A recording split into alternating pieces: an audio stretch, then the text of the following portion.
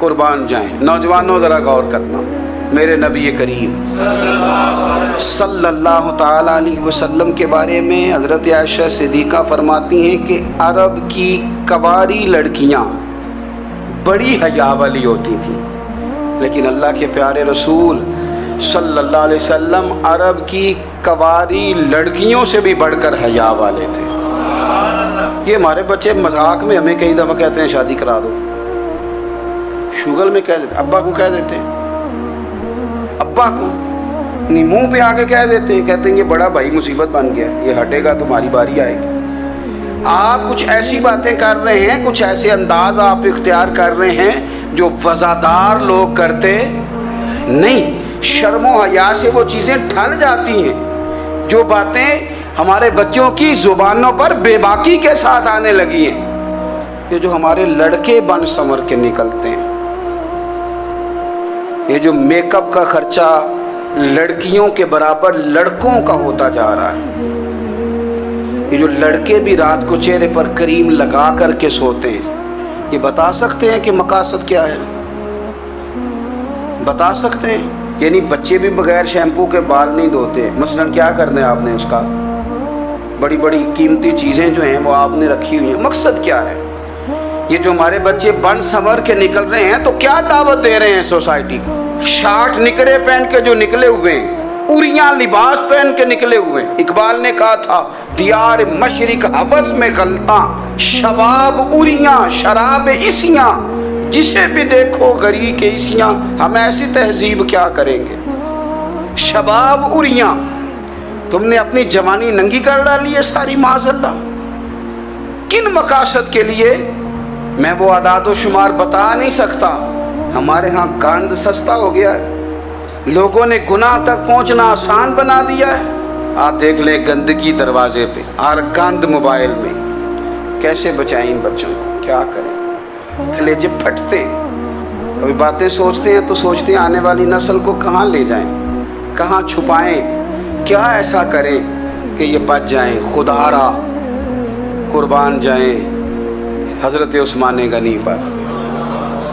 مصنف ابن ابی شیبہ میں صحابہ فرماتے ہیں حضرت عثمان غنی نا بڑے مالدار تھے۔ مال آتا ہے تو لوگ عیاش نہیں ہو جاتے، مال آتا ہے تو لوگوں کی خواہشات بہت بڑھ نہیں جاتی۔ بڑے مالدار تھے، مالدار بھی تھے اور سونے بھی بڑے تھے۔ حضرت اسامہ بن زید کہتے ہیں میں نے زندگی میں اتنا سونا بندہ نہیں دیکھا جتنے حضرت عثمان غنی خوبصورت تھے، پیسہ بھی حسن بھی۔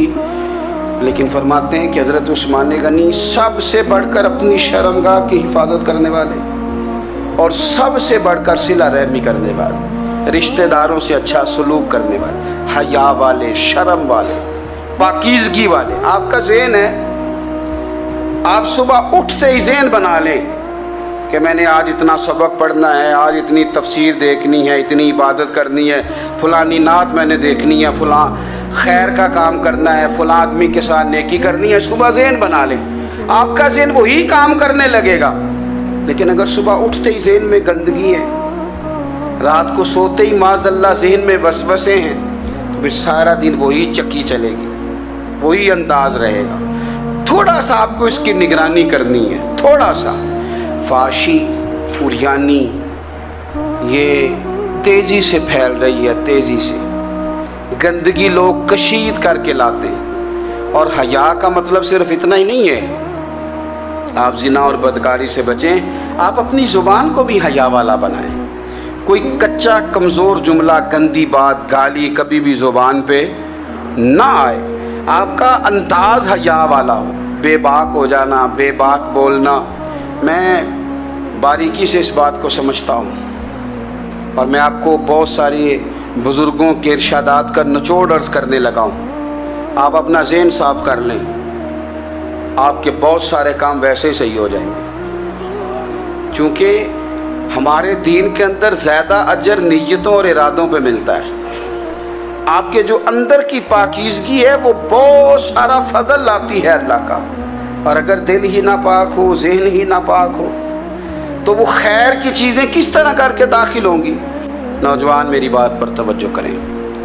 فرمایا وہ لوگ جو اپنی شرمگاہ کی والذین ہم لفروجہم حافظون، وہ لوگ جو اپنی شرمگاہ کی حفاظت کرتے ہیں۔ حضور غوث پاک رضی اللہ تعالیٰ عنہ فرمایا کرتے تھے، دو چیزیں انسان اپنی سنبھال لینا، ایک پیٹ اور ایک شرمگاہ، تو فرماتے تھے ولایت اس کے بڑی قریب آ جاتی۔ ہم نہ ان لذات میں الجھ جاتے ہیں۔ سیانے بندے روٹی کمر سیدھی کرنے کے لیے کھانی چاہیے، زبان کے ذائقے کے لیے نہیں کھانی چاہیے۔ یہ زبان کا ذائقہ لگ جائے یہ کہیں کا نہیں چھوڑتا انسان۔ اپنی شرمگاہ کی جو لوگ حفاظت کر لیتے ہیں، کوئی بڑے سے بڑا گناہ کرنے سے بھی بندہ کافر نہیں ہوتا، بندہ کفر کرنے سے کافر ہوتا ہے۔ گناہ بڑے سے بڑا کرنے والا بھی گناہ گار ہے، کافر نہیں۔ لیکن بعض گناہ ایسے ہیں جو جس وقت بندہ کر رہا ہوتا ہے اس وقت وہ مومن نہیں ہوتا۔ میرے نبی کریم صلی اللہ تعالیٰ علیہ وسلم نے فرمایا، جب کوئی شرابی شراب پیتا ہے اس وقت مومن نہیں ہوتا۔ جب کوئی چور چوری کرتا ہے تو اس وقت مومن نہیں ہوتا، اور جب کوئی زانی زنا کرتا ہے تو تب وہ مومن نہیں ہوتا۔ اتنی دیر کے لیے اس کے دل سے ایمان نکال لیا جاتا ہے۔ کفل کا ایک واقعہ ترمذی میں ملتا ہے۔ ایک شخص کفل نام کا تھا بنی اسرائیل میں، ایک عورت مجبور تھی، اس کے بچے بھوکے تھے، تو کفل نے اسے مائل کر لیا کہ تو میرے ساتھ گناہ کرے گی تو پھر میں تیرے بچوں کی روٹی تجھے دوں گا۔ تو وہ عورت پہلے تو بیچاری نہ مانی، لیکن بچوں کی بھوک دیکھ کے مجبور ہو گئی۔ جب کفل کے قریب گئی نا وہ عورت، اس نے دروازے سارے بند کر لیے۔ ترمذی شریف میں اس کا واقعہ موجود ہے۔ چاروں جانب سے بند ہو گیا سارا کچھ، لیکن جب وہ کفل کہتا ہے میں اس بی بی کے پاس جانے لگا تو عورت کا وجود کانپتا تھا۔ جس بندے کو گناہ کی طرف جاتے اس کی طبیعت میں ہیجان پیدا ہو تو معنی یہ ہے کہ ابھی ذہن پورا غلیظ نہیں ہوا، ابھی طبیعت پوری گندی نہیں ہوئی، ابھی ایمان کی بہت ساری قسمیں موجود ہیں، عورت کا وجود کانپتا ہے۔ تو کفل کہتے ہیں کہ میں نے اسے کہا کہ سارے دروازے بند ہیں، ڈرتی کیوں ہے؟ تو کہنے لگی ڈرتی اس لیے ہوں کہ سارے دروازے بند نہیں ہوتے، ایک دروازہ کھلا ہے اور وہ دروازہ رب قدیر کا دروازہ ہے، اسے کیسے بند کیا جا سکتا ہے؟ تو کہتے ہیں جب اس نے یہ لفظ کہے تو مجھ پر بھی بات کا اثر ہوا، مجھ پر۔ تو میں نے کہا کہ اگر تو عورت ہو کے رب سے اتنا ڈرتی ہے تو مجھے تو اس نے مرد بنایا ہے، تو مرد تو ہوتا ہی وہ ہے جو اپنے آپ پر کنٹرول کر سکے۔ تو اب نہ معاملہ آگے جائے گا، اب یہاں بات رکے گی نہیں، جا میں تجھے آزاد کرتا ہوں۔ عورت گئی، اس نے توبہ کی کفل نے، اور رات رو کے کہنے لگا مالک آج میں نے توبہ کی ہے تو میرے اوپر مہربانی کرنا، میری توبہ ٹوٹنے نہ پائے۔ رات اس نے توبہ کی، رات ہی انتقال ہو گیا۔ لوگوں کو پتا تھا بڑا بے حیا ہے، بد کردار ہے، گناہ گار ہے، شاید لوگ اس کا چہرہ دیکھنے بھی نہ جاتے، پر مالک کریم ہے نا۔ حضور فرماتے ہیں سویرے اس کے دروازے پہ لکھ دیا اللہ نے، لوگوں رب نے کفل کے سارے گناہ معاف کر دیے ہیں، اس کے دروازے پہ لکھ دیا گیا۔ جب آپ اپنی حفاظت کرنا چاہتے ہیں تو اللہ پھر اسباب بھی پیدا کر دیتا ہے۔ اپنی شرمگاہ کی، اپنی نظر کی آپ خوب حفاظت کریں۔ اور میں آپ کو ایک بات عرض کروں، ایک بندے کے باحیا ہو جانے سے نا، ایک بندے کے ٹھیک ہو جانے سے اس کے دائیں بائیں بے شمار لوگ ٹھیک ہو جاتے ہیں۔ نہ چاہتے ہوئے بھی آپ کی نیکی کا اثر آپ کے دوستوں پہ پڑتا ہے، نہ چاہتے ہوئے۔ اور ایک بندے کے بگڑ جانے سے اس کے دائیں بائیں بہت سارے لوگ بگڑ جاتے ہیں، بہت سارے لوگ بگڑ جاتے ہیں۔ آپ اگر اپنے لب و لہجے پر یہ پابندی لگا سکیں اور اپنے آپ کو اگر آپ سنبھال سکیں تو پھر یاد رکھیے گا بڑی ساری چیزیں بہتر ہو جائیں گی۔ اپنی شرمگاہ کی حفاظت کرنے والے الا علی ازواجہم، مگر یہ کہ اپنی بیویوں پر، او ما ملکت ایمانہم، یا اپنی شرعی باندیوں پر۔ اس زمانے میں جو لونڈی خریدی جاتی تھی اس سے بھی وطی کرنا جائز تھا، اگرچہ اب لونڈیاں موجود نہیں ہیں تو یہ فعل بھی موجود نہیں، سوائے اپنی بیویوں پر یا شرعی باندیوں پر۔ फ़इन्नहुम गैरु मलूमीन, फरमाया जो ये काम करे उस पर कोई मलामत नहीं है। अपनी बीवी के पास शरई तरीके से जाए या बांदी के पास जाए। फमन इब्तगा वरा ज़ालिका, और जो आदमी इसके बाद इस हद से बढ़े, इसके सिवा कुछ और करे जो बंदा, फरमाया फ़उलाइका हुमुल आदून, ये लोग हद से बढ़ने वाले हैं।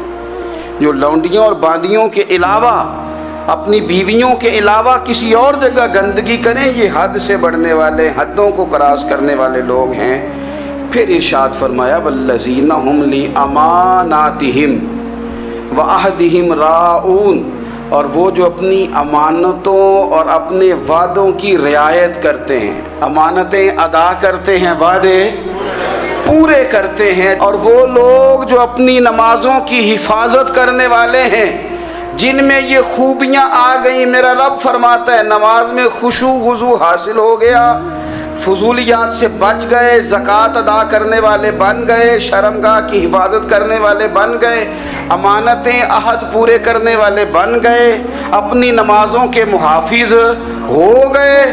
अल्लाहु अकबर, कुर्बान जाएं। मालिक फरमाते हैं उलाइका हुमुल वारिसून, यही लोग तो वारिस हैं। या अल्लाह किस चीज़ के? फरमाया अल्लज़ीना यरिसूनल फिरदौस, ये लोग जन्नत के वारिस हैं। ये जन्नत के वारिस हैं ये लोग। हुम फीहा खालिदून, और फिरदौस से, जन्नत से निकाले नहीं जाएंगे, हमेशा ही जन्नत में रहेंगे। ये आयात अल्लाह का मुतालबा भी है। ये आयात सहाबा, अहले बैत, औलिया अल्लाह, उन तमाम की सीरत का अक्स भी है। और सबसे बढ़कर सैयदा आयशा सिद्दीक़ा फरमाती हैं यही तो आयात हैं जिन्हें अच्छी तरह समझ लोगे तो तुम्हें मदीने वाले के अखलाक भी समझ में आ जाएगा, हुजूर के अखलाक भी तुम्हें समझ में आए। बड़े गौर के साथ सूरह मोमिनून की इन इब्तिदाई आयात पर गौर करना चाहिए। रब फरमाता है कद अफ़लहल मोमिनून, तहकीक मोमिन कामयाब हो गए। कौन से मोमिन? अल्लज़ीना हुम फ़ी सलातिहिम खाशिऊन, वो जो अपनी नमाज़ों में गिड़गिड़ाने वाले हैं, खुशू के साथ, आजिज़ी के साथ, इनकिसारी के साथ, ज़ौक़ के साथ नमाज पढ़ने वाले हैं। देखिए कुरान ने ये नहीं कहा शुरू में ही कि वो लोग अपनी नमाज पाबंदी से पढ़ते हैं, बल्कि फरमाया वो नमाज़ों में आजिज़ी करते हैं, वो नमाज में खुशू करते हैं, वुज़ू करते हैं। नमाज हम भी पढ़ते हैं। ढेर सारे लोग हैं जिनका ये मुतालबा है कि मेरा नमाज में दिल ही नहीं लगता। पहली बात तो ये है कि दिल ना भी लगे तो नमाज फिर भी पढ़नी है।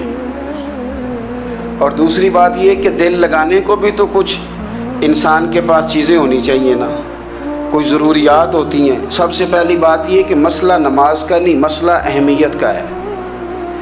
आपने अल्लाह तबारक व तआला की ज़ात की, रब करीम के जलालत की जितनी ज़्यादा अहमियत अपने दिल में महसूस कर ली, उतना ही नमाज की तरफ तवज्जो आपकी बढ़ जाएगी। आप सादी सी मिसाल है, गौर कर लें। जितना आप अपने उस्ताद को प्रोटोकॉल देते हैं, जितनी इज्जत करते हैं, उतना ही वक्त पे आप उनके पास पहुंच भी जाते हैं। अगर आपके दिल में अहमियत नहीं है तो आप टाल देंगे। और जिस उस्ताद की अहमियत है उसके फ़ोन की घंटी बजते ही फ़ोन भी उठाया जाएगा, और बात पूरी मुकम्मल भी नहीं होगी तो कहा जाएगा जैसे आप कहेंगे। और जो वक्त वो देंगे उनसे 10 मिनट पहले पहुंचने की कोशिश भी की जाएगी। बस समझ लें दिल लगने ना लगने का मसला नहीं, अहमियत का मसला है। आप जितनी अपने मालिक की बारगाह की अहमियत समझ लेंगे उतना ही वक्त पे मस्जिद आएंगे, उतना ही शौक़ से नमाज पढ़ेंगे। दूसरी बात, नमाज के तर्जुमे पे गौर करें।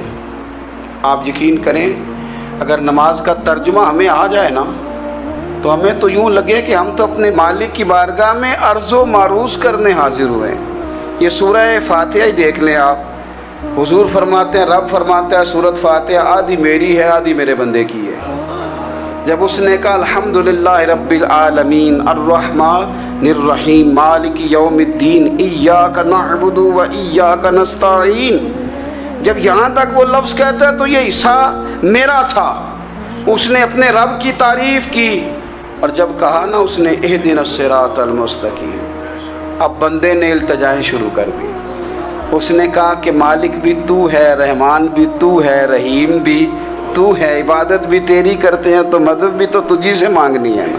اب مہربانی فرمانا اہدنا الصراط المستقیم, ہمیں سیدھا راستہ دکھا دے.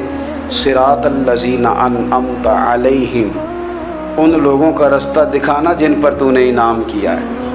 غیر المغضوب علیہم ولا الضالین, ان کے راستے پہ نہ چلانا جن پر تیرا غضب ہوا, جو گمراہ ہو گئے ان کے راستے. تو نماز میں جب ترجمے پر آپ کا غور ہوتا ہے تو آپ کا تو دل خود بخود لگ جاتا ہے, شوق بڑھ جاتا ہے آپ کا. تو اتنی چیزیں ہم زندگی میں یاد کرتے ہیں, تو اگر ترجمہ بھی نماز کا یاد کر لیں اور پھر شوق سے پڑھیں تو آپ یقین کریں طبیعت کھینچی چلی آئے گی. ہمارے یہاں کچھ لوگ نماز پڑھتے ہیں پر بڑی لاپرواہی سے پڑھتے ہیں, کبھی ادھر دیکھتے ہیں, کبھی ادھر دیکھتے ہیں, کبھی بال سہلاتے ہیں. وہ میں نے دیکھا ہے سجدے جا رہے ہیں تو سیانے بندے کبھی کپڑے کو چھیڑ رہے ہیں, کبھی جگہ کو چھیڑ رہے ہیں. میرے نبی کریم صلی اللہ تعالی علیہ وسلم نے فرمایا ان لوگوں کا کیا حال ہے جو اپنی نماز میں نظریں آسمان کی طرف اٹھاتے ہیں, رکوع سے اٹھے تو اوپر دیکھنا شروع کر دیا, کیا حال ہے ان کا. اور پھر حضور نے ایک موقع پر تو سختی فرمایا جو نماز پڑھتے اپنی نظریں آسمان کی طرف اٹھاتا ہے وہ باز آ جائے, ورنہ ایسا نہ ہو کہ رب اس کی آنکھیں ہی چھین لے. وہ باز آ جائے اس کام سے. خشوع کے ساتھ نماز پڑھے, عاجزی کے ساتھ نماز پڑھے, اس کا دل لگا ہوا ہو نماز کے اندر. میرے نبی پاک صلی اللہ تعالی علیہ وآلہ وسلم کے غلام حضرت انس بن مالک رضی اللہ تعالیٰ عنہ فرماتے ہیں کہ رسول پاک صلی اللہ علیہ وسلم نے مجھ سے فرمایا تھا کہ بیٹے نماز میں ادھر ادھر دیکھنے سے بچو, کیونکہ فرمایا نماز میں ادھر ادھر توجہ کرنا یہ بندے کو ہلاک کر دیتا ہے. ہلاکت ہے اس میں اگر تم نے ادھر ادھر توجہ ہوگی. نماز تم مالک کی بارگاہ میں کھڑے ہو اور تم دیکھ ادھر ادھر رہے ہو. تو ایک تو نماز عاجزی کے ساتھ. پھر فرمایا والذین ہم عن اللغو معرضون, وہ لوگ جو فضول باتوں سے, لغویات سے اپنا منہ پھیر لیتے ہیں, فضولیات سے. ہمارے ہاں نا بہت سارے لوگ ایسے ہیں جو بلا وجہ ان چیزوں میں دلچسپی لیتے ہیں جو ان کے مطلب کی نہیں ہے. ان کے مطلب کی مطلب آپ کسی سے ملیں کہتے ہیں کیا حال ہے, ٹھیک ہے جی. بچوں کا کیا حال ہے, ٹھیک ہے. بچے کتنے ہیں؟ تو بھئی آپ کو جب پتہ ہی نہیں تھا کتنے ہیں تو حال کیوں پوچھا آپ نے؟ آپ کرتے کیا ہیں؟ آپ کا بڑا بھائی کیا کرتا ہے, چھوٹا بھائی کیا کرتا ہے, ابا جی کیا کرتے ہیں؟ تو یہ آپ کے مطلب کی بات نہیں. آپ مطلب کی مقصد کی بات کریں, بے مقصد باتوں میں الجھنے کی ضرورت نہیں ہے. دیکھیں اپنا ادارہ میں چلاتا ہوں, اپنا گھر آپ چلاتے ہیں, اپنی ڈیوٹی آپ کرتے ہیں. آپ کو زیادہ بہتر پتہ ہے کہ آپ اپنا گھر کیسے چلا رہے ہیں. مجھے زیادہ بہتر پتہ ہے کہ میں مدرسہ مسجد, مجھے زیادہ بہتر پتہ ہے اس کے اندر کون سی اصطلاح کس طرح کرنی ہے. یہ مجھ سے زیادہ بہتر کوئی بندہ جانتا نہیں. اب ہم کیا کرتے ہیں, جب ہم دوسرے کے کام میں مداخلت کرتے ہیں تو دو نقصان ہوتے ہیں. ایک تو اس کے ساتھ ہمارا رائے کا اختلاف ہو جاتا ہے, اور دوسرا ہمارے اپنے بہت سارے کام رہ جاتے ہیں کیونکہ ہماری توجہ ہی دوسرے کی جانب تھی. اپنے بڑے سارے کام رہ جاتے ہیں. اس لیے بہت ساری ایسی چیزیں ہیں جن میں بلا وجہ کوئی مقصد نہیں. ہم پرانے لوگوں سے باتیں سنا کرتے تھے, ہمارے بزرگ کہا کرتے تھے جیڑے پنڈ جانا نہیں, جیڑے پنڈ جانا نہیں ہوتا راہ پوچھنے دی کی. لغویات میں نہ الجھے, فضولیات میں نہ الجھے, یعنی ٹو میں رہنا, ٹو میں. آپ یقین کریں میں نے پرسنلی طور پہ اس چیز کو محسوس کیا ہے کہ ہمارے بہت سارے اہم حقوق صرف اس لیے مس ہوتے ہیں کہ ہماری اپنے سے زیادہ توجہ سامنے والے پہ ہوتی. سامنے والے میں نے دیکھا بڑے بڑے عجیب سوال اور بڑے بڑے انوکھے سوال, مطلب یہ کہ اتنی لمبی چوڑی, اور لوگوں کو بڑا پتہ ہوتا ہے یہ فلاں آدمی جو ہے اس کے بچے کتنے ہیں, وہ بیاہ کہاں پہ ہیں, کس کس علاقے میں ان کی شادیاں ہوئی ہیں. اتنی تفصیلات کی ہمیں ضرورت نہیں ہے. ہم سے تو ہمارے بارے میں پوچھا جائے گا تو ہمیں اپنا معاملہ بڑا صاف ستھرا. دیکھیں کیا سونی بات کی مدینے والے رسول نے, قربان جائیں حضور کے جملوں پر. ایک شخص نے پوچھا حضور سونا اسلام کون سا ہے، خوبصورت مسلمان کون ہے؟ تو نبی پاک صلی اللہ علیہ وسلم نے فرمایا وہ خوبصورت مسلمان ہے جو بات اس کے مقصد کی نہیں، بے معنی ہے وہ بات وہ چھوڑ دے، بے مقصد باتوں سے الجھنا جو بندہ چھوڑ دے وہ مسلمان بڑا سونا مسلمان ہے۔ ہم کمزور اس لیے ہوتے ہیں کہ ہماری توجہ زیادہ دوسروں کی باتوں پر پڑتی ہے۔ کچھ چیزیں ایسی ہوتی ہیں جو ہم نہ فراخ دلی سے بانٹتے ہیں، اور کچھ چیزیں ایسی ہوتی ہیں جو مجبور ہو کر ہم دیتے ہیں۔ کئی دفعہ ایسا ہوتا ہے کہ سامنے والا کچھ زیادہ تکلیف میں ہوتا ہے اور ہمارے پاس بھی وسعت نہیں ہوتی، لیکن زیادہ اجر اسی بندے کو ملتا ہے جو تھوڑی تکلیف برداشت کرے اور سامنے والے کی تکلیف کو دور کرے۔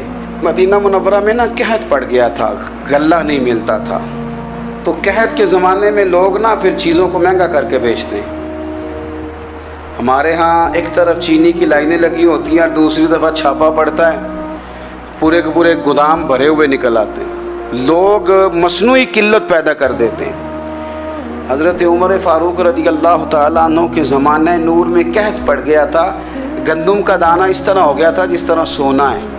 سیدنا عثمان غنی رضی اللہ تعالیٰ عنہ کے نا بہت سارے اونٹ غلے کے بھرے ہوئے مصر سے آئے، اور لگتا یوں ہے کہ وہ شخص آپ ہی کو غلہ دیتا تھا، کسی اور کو دیتا بھی نہیں تھا، جو اونٹ بھر کے اس نے لیے۔